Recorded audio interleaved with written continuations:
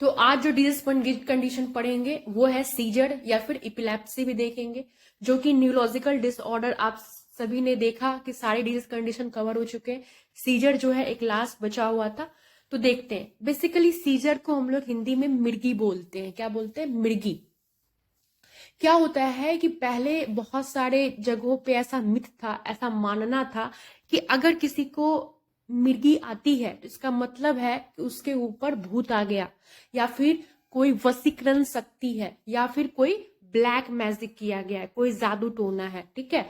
अगर मरीज को मिर्गी आती थी तो मुंह में चम्मच रख देना या फिर उसे जूते सूंघा देना, यानी कि एक बहुत ही बुरा व्यवहार किया जाता था, या फिर समाज में उनके साथ एक दूरी बनाए रखना, जिसकी वजह से बहुत प्रॉब्लम फेस करनी पड़ती थी सीजर के पेशेंट को। तो ये तो हो गई मिथ। अब हम बात करते हैं डेफिनेशन की, जो एक साइंटिफिक डेफिनेशन क्या कहता है, व्हाट इज सीजर। कहता है seizure are an abnormal sudden excessive discharge of electrical activity within neuron of brain. Seizure क्या है?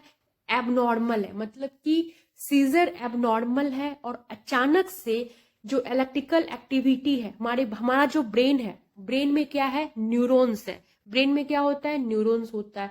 उस न्यूरॉन्स में क्या होता है? इलेक्ट्रिकल एक्टिविटी होती है, इलेक्ट्रिकल डिस्चार्ज होता है ना, ताकि सिग्नल जो है ट्रांसफर हो सके। तो अगर वही इलेक्ट्रिकल एक्टिविटी एक्सेसिव अमाउंट में हो जाए, एक्सेसिव अमाउंट में डिस्चार्ज हो जाए, तो उसे हम सीजर कहते हैं। सीजर क्या है? ब्रेन में जो सिग्नल ट्रांसफर हो, इसके लिए जो इलेक्ट्रिकल एक्टिविटी जनरेट होती है, उसका एबनॉर्मल और सडन जो है डिस्चार्ज हो जाना इलेक्ट्रिकल एक्टिविटी का। ठीक है। नेक्स्ट पॉइंट बात करते हैं। कहता है chronic seizure activity call epilepsy.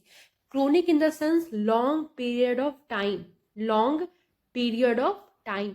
अगर मतलब कि जैसे देखिए सडनली आया चला गया, इट्स कॉल्ड सीजर। बट एक क्रोनिक हो गया, बार बार आ रहा है, एपिसोडिक है, ठीक है, बार बार आ रहा है, रिपीटेड है। सीजर अगर बार बार रिपीट हो रहा है, this is called epilepsy. What is epilepsy? Repetition of seizure is called epilepsy. Okay, आगे और क्लियर होगा आपको। नेक्स्ट बात करते हैं एटियोलॉजी की। तो फर्स्ट कहता है ब्रेन ट्यूमर। कैसे ब्रेन ट्यूमर इपिलेप्सी या सीजर काउज कर सकता है? तो मान लेते हैं कि ये ब्रेन है, अगर ब्रेन के इस पार्ट में अगर ट्यूमर है, तो ये ट्यूमर क्या होता है? एक मास का एबनॉर्मल ग्रोथ होता है। ठीक है। तो ये ट्यूमर क्या करेगा? इसके ऊपर प्रेशर लगाएगा। किसके ऊपर? हमारे ब्रेन में क्या है? न्यूरॉन्स है। दैट्स वाई न्यूरॉन्स के ऊपर जो ट्यूमर है वो प्रेशर जनरेट करेगा। प्रेशर की वजह से क्या होगा? जो नर्व सेल्स हैं, जो न्यूरॉन्स हैं, वो डैमेज होंगे, जिसकी वजह से एबनॉर्मल एब्रप्ट इलेक्ट्रिकल डिस्चार्ज होगा। ठीक है। And it leads to seizure. Next बात करते हैं head trauma. Trauma in the sense injury. क्या होता है? इंजरी। अगर मान लीजिए कि हेड में इंजरी हो गया, हेड में चोट लग गया, ठीक है, तो कैसे होगा? अगर किसी भी ब्रेन के किसी भी पार्ट्स में अगर इंजरी हुआ है, तो इंजरी इन द सेंस कि वहां पे डैमेज हो जाना नर्व्स का, तो नर्व्स डैमेज होगा तो सिग्नल का जो ट्रांसमिशन है, जो जनरेशन है, उसमें प्रॉब्लम्स होगी। That may leads to electrical discharge, abnormal electrical discharge, and it leads to seizure. Okay. Infection, infection जैसे मेनिंजाइटिस है, कोई बैक्टीरिया है जो ब्रेन में चला गया, ठीक है, वहां पे जाकर इन्फेक्शन कर रहा है, इन्फ्लामेशन कर रहा है। वो इन्फ्लामेशन क्या करेगा? नर्व्स का जो परमिएबिलिटी है, ठीक है, परमिएबिलिटी है, जो परमिएबिलिटी का मतलब नर्व्स को और पतला कर देगा, जिसकी वजह से नर्व्स धीरे डैमेज होने लगेंगे और फर्दर इलेक्ट्रिकल डिस्चार्ज एब्रप्ट हो जाएगी, रुक जाएगी, या फिर बहुत ज्यादा हो जाएगी। नेक्स्ट बात करते हैं टॉक्सिन्स, यानी कि कोई केमिकल्स, कोई हार्मफुल केमिकल्स। नेक्स्ट है हाइपर पैरेक्सिया। हाइपर पैरेक्सिया एक बहुत ही कॉमन है, आपने सुना भी होगा कि अगर दिमाग पे बुखार चढ़ गया तो इंसान की डेथ भी हो सकती है ना। इसलिए कहते हैं कि ज्यादा फीवर सही नहीं है। क्यों क्यों ऐसा बोला जाता है? देखिए, हर एक बातों के पीछे एक लॉजिक होती है। बेसिकली अगर फीवर बहुत ज्यादा हो गया, हाइपर पैरेक्सिया हो गया, फीवर ज्यादा होने की वजह से क्या होगा? वो high fever means high temperature, and अगर टेम्परेचर ज्यादा होगा तो वो जो ब्रेन में जो नर्व्स हैं, वो टेम्परेचर की वजह से क्या हो सकते हैं? डैमेज हो सकते हैं, है ना। नाउ बात करते हैं बर्थ इंजरी, मतलब अगर नर्व्स का जो स्ट्रक्चर है, एनाटॉमिकल स्ट्रक्चर है, अगर बाय बर्थ वैसे कोई इश्यू थी, कोई प्रॉब्लम्स थी जिसकी वजह से जो है फर्दर लीड्स कर रहा है सीजर को, इपिलेप्सी को, तो ये। अब बात करते हैं टाइप ऑफ सीजर की। तो दो टाइप्स है। देखिए टाइप ऑफ सीजर ऐसे तो बहुत ही इजी है, बट समटाइम्स ये बहुत ज्यादा कॉम्प्लिकेटेड हो सकती है, ठीक है, लेकिन मैं आपको बहुत ही इजीली समझाऊंगी, आप अच्छे से समझना। तो टाइप ऑफ सीजर की बात करते हैं तो फर्स्ट क्या है, जनरलाइज सीजर। नेक्स्ट वन क्या है, पार्शियल और फोकल सीजर। देखिए ये जो वर्ड है ना जनरलाइज, जनरलाइज का मतलब क्या होता है, सार्वजनिक, ठीक है।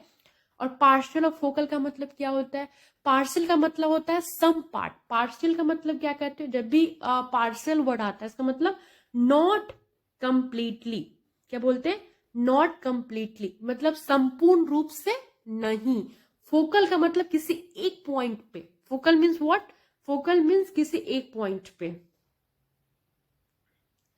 चलिए, तो ये तो वर्ड्स का मतलब समझ गए, अब इसको डिटेल में समझते हैं। कहता है generalise seizure, this seizures result from excessive electrical discharge from both hemisphere of brain. कहता है कि जो जनरलाइज सीजर है वो क्या है, तो इसमें ये होगा कि जो ब्रेन में जो सिग्नल जा रहे थे उनमें जो इलेक्ट्रिकल डिस्चार्ज एबनॉर्मल हो रहा था न्यूरॉन्स के अंदर, वो दोनों हेमिस्फीयर में होगा। हमें पता है कि हमारा जो ब्रेन है उसको दो हेमिस्फीयर में बांटा गया है ना, left cerebral hemisphere and right cerebral hemisphere. तो दोनों हेमिस्फीयर में अगर एबनॉर्मल इलेक्ट्रिकल डिस्चार्ज हो रहा है, एक्सेसिव इलेक्ट्रिकल डिस्चार्ज हो रहा है, तो उसे हम जनरलाइज सीजर कहेंगे, सार्वजनिक। मीन्स दैट कि in generalize seizure the whole brain parts are involve. Okay, तो अब क्या कह रहा है कि अब देखिए इसका भी सब टाइप्स है। फर्स्ट टाइप कहता है tonic clonic seizure and next one is petit mal या फिर absence seizure. Okay, so tonic clonic seizure क्या होता है ये देखते हैं। कहता है कि टोनिक क्लोनिक सीजर जो है इसको हम क्या तीन फेज में बांटते हैं, फिर से समझते हैं। Tonic clonic scissor is what, ये जो है एक सब टाइप है किसका, तो जनरलाइज सीजर का। तो अब हम इसमें तीन फेज होता है, वो तीन फेज कौन सा होता है ये हम देखेंगे, ठीक है। फर्स्ट है ऑरा। ऑरा मीन्स क्या होता है, स्मेल, फील। यहाँ पे फील का क्या सेंस होता है, देखिए ऑरा मीन्स क्या होता है, फील। फील का क्या सेंस होता है, फील का सेंस होता है जब किसी व्यक्ति को मिर्गी आएगी उसके बॉडी में जर्किंग मूवमेंट आएगा, तो जर्किंग मूवमेंट उसे उसे फील होने लगेगा कि अब मुझे सीजर आने वाली, यानी कि सीजर आने से पहले उसके बॉडी में कुछ ऐसे चेंजेस आएंगे जिसकी वजह से उसे ऑरा होगा, उसे फील होगा कि द सीजर में कम्स। ओके, तो देखते हैं इससे क्या चेंजेस होती है। कहता है कि signal of an upcoming seizure like irritability, restlessness, hallucination and insomnia. So कहता है कि जो अपकमिंग सीजर यानी अपकमिंग इन द सेंस आने वाली जो सीजर है उसका क्या आएगा, सिग्नल आएगा, उसका क्या आएगा, इंडिकेशन आएगा, ठीक है। तो क्या क्या इंडिकेशन होती है, first of all irritability. Irritability in the sense what, irritability का मतलब होता है इरिटेशन। नेक्स्ट है रेस्टलेसनेस, मीन्स बेचैनी होना। उसके बाद बात करते हैं हेलुसिनेशन, भ्रमित की दुनिया, भ्रम की दुनिया, है ना। नेक्स्ट है इंसोमिया, इंसोमिया मीन्स नींद नहीं आएगा, सो बेचैन होगा, इंसोमिया होगा, इरिटेशन होगा। नेक्स्ट बात करते हैं tonic. So what is the meaning of tonic, tonic कभी भी आप वर्ड्स को देखो directly related to stiffness of muscles, muscles का स्टीफनेस हो जाना। स्टीफनेस का मतलब होता है जकड़न, ठीक है, जकड़न होना, मसल्स में पेन जैसा फील होना। तो मसल्स जो है जकड़ जाती है, अकड़ जाती है, this is called stiffness of muscles. Stiffness of muscles को हम एक वर्ड में क्या बोल सकते हैं, टोनिक। सो अब कहाँ की मसल्स और कितने देर तक जकड़न या कह सकते हो अकड़न होगी मसल्स में। So first of all basically arms में स्टिफनेस ऑफ मसल्स देखी जाती है या फिर लेग्स में देखी जाती है, और बेसिकली 10 से 20 सेकेंड के लिए देखा जाता है। 10 से 20 सेकेंड भी ड्यूरेशन बहुत ज्यादा होता है स्टिफनेस ऑफ मसल्स। ओके, और इसमें व्यक्ति क्या कॉन्सियसनेस को लूज करता है या फिर लूज नहीं करता है, इन the sense consciousness means his awareness, उसकी जो अवेयरनेस है तो क्या वो होश में रहता है या नहीं। इसमें जो है व्यक्ति जो है कॉन्सियसनेस को लॉस कर चुका होता है, यानी वो होश में नहीं रहता है। सो नेक्स्ट बात करते हैं clonic. Clonic in the sense jerking of extremities last about 30 to 40 second. देखिए क्लोनिक का मतलब क्या होता है, क्रोनिक का मतलब होता है जर्किंग मूवमेंट। हमने बोला टॉनिक का मतलब stiffness of muscles, and clonic in the sense jerking movement. व्यक्ति जो है जर्किंग मूवमेंट शो करेगा, ठीक है। बेसिकली एक्सट्रीमिटीज का, लेग्स में जर्किंग मूवमेंट आएगी, टोज में आएगी, है ना।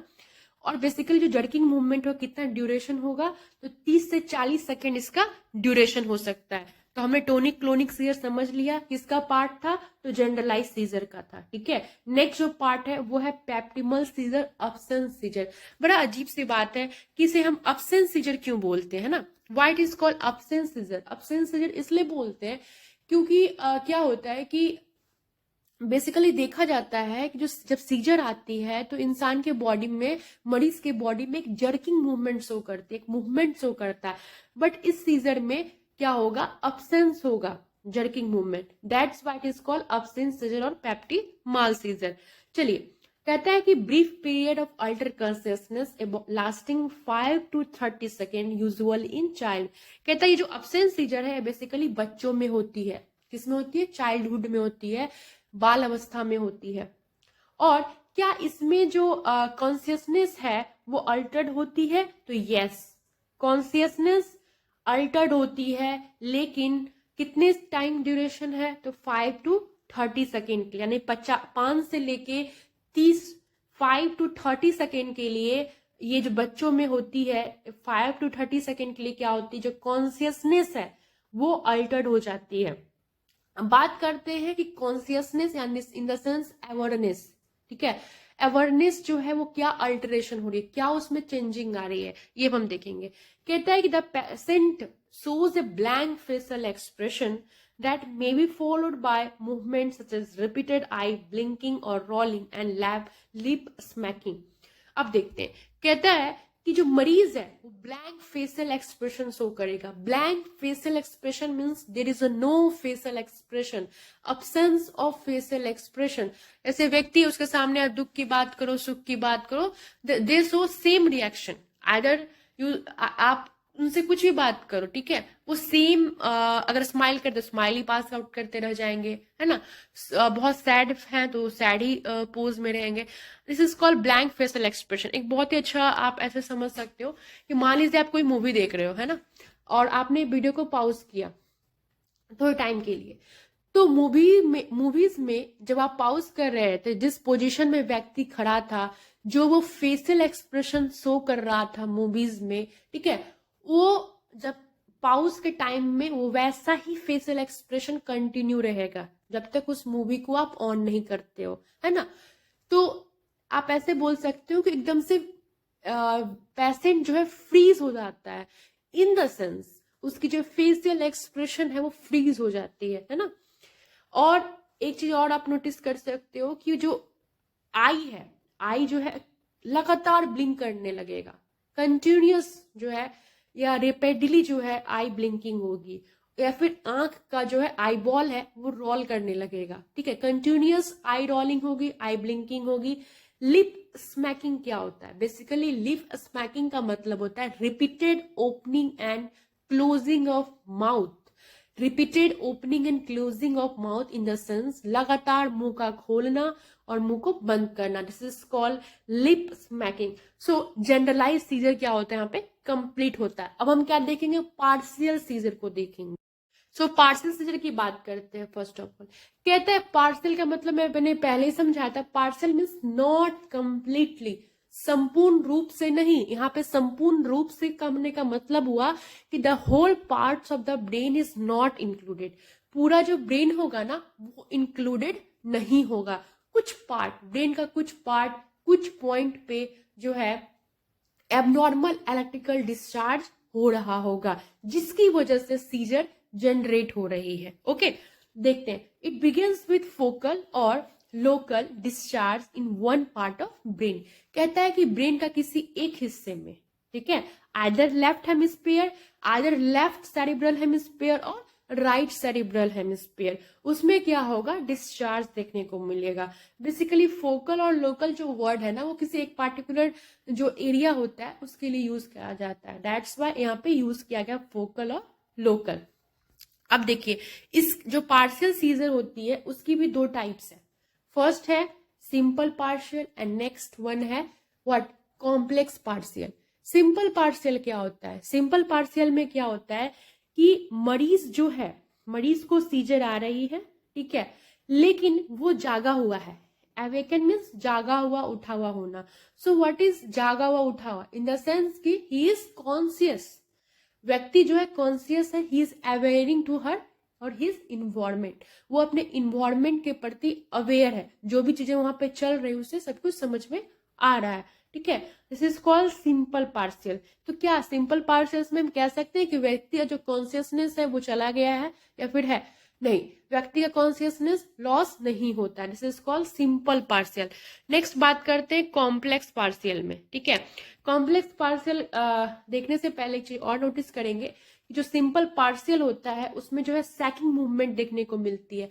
बट जो सैकिंग in the sense jerking movement, jerking movement देखने को मिलती है। फर्स्ट ऑफ ऑल थंब से स्टार्ट होती है एंड धीरे धीरे जो है आर्म्स में वो सर्कुलेट हो जाती है। नेक्स्ट बात करते हैं कॉम्प्लेक्स पार्शियल की, जो कि टाइप ऑफ सीजर का एक लास्ट पार्ट है, ठीक है। तो कहता है कि इसमें जो कॉन्शियसनेस है वो तो लॉस हो जाएगा, ठीक है, और जो कंडीशन है वो हम कॉम्प्लेक्स पार्शियल कहेंगे, ऐसे समझते हैं। जैसे एक व्यक्ति है, उसको के पहले क्या हुआ, उसको सीजर आया, ठीक है। तो सीजर जो था वो कैसा था, वो क्या जनरलाइज सीजर था या पार्शियल सीजर था? तो मैं बोल रही हूँ एक ऐसा व्यक्ति जिसे पार्शियल सीजर होता है।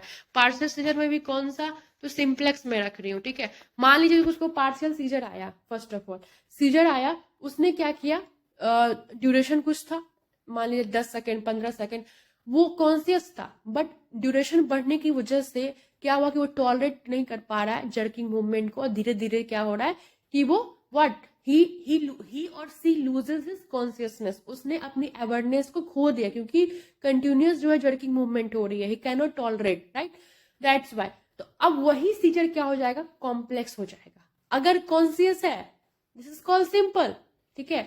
अगर उसने अपनी कॉन्शियसनेस को लूज कर दिया, he is not aware, this is called complex. एक बहुत ही सिंपल डिफरेंस है दोनों में। तो आई होप आपको टाइप समझने में कोई प्रॉब्लम नहीं हुआ होगा। अगर फिर भी आपको कोई इश्यू है, कोई भी डाउट है, कमेंट सेक्शन में आप इजिली कमेंट कर सकते हैं, आपको उसका जवाब मिल जाएगा। ओके, तो नेक्स्ट बात करते हैं साइन एंड सिम्टम्स की। तो कहता है टेम्पोररी कंफ्यूजन। ऑफ कोर्स हमारा जो ब्रेन है वही तो है जो आपको सब कुछ समझाता है, बताता है कब क्या करना है, नहीं करना है, क्या डिसीजन लेना है, जजमेंट क्या करना है। So there is temporary confusion. Next बात करते हैं, तो कहता है jerking movement of arms and legs. हमने कई सारे ऐसे टाइप्स ऑफ सीजर में पढ़े कि जो जर्किंग मूवमेंट शो करता है, ठीक है, कहाँ, तो आर्म्स और लेग्स में। लेकिन जब पेप्टिमाल सीजर होता है, नहीं अब्सेंस सीजर होता है, तो वहां पे जर्किंग मूवमेंट शो नहीं करता है, ठीक है।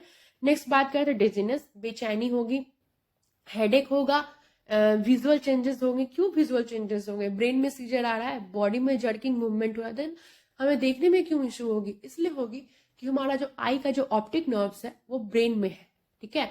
वो ब्रेन में इंफॉर्मेशन लेके जाती है और ब्रेन उसको इंटरेक्ट करके बताता है कि आप क्या देख रहे हो। अगर वो जब ब्रेन में नर्व्स डैमेज हो रही है, इलेक्ट्रिकल डिस्चार्ज बहुत ज्यादा हो रहा है, तो ऑप्टिक नर्व्स में भी डैमेज, अगर ऑप्टिक नर्व्स डैमेज हो गया, that leads to visual changes. Okay, loss of memory. Loss of memory तो आप डे टू डे लाइफ में भी देखते होंगे, मूवी सिनेमास वगैरह में कोई हीरो है, उसको सर में चोट लग गया, वो पूरा याददाश्त उसका चला गया, है ना।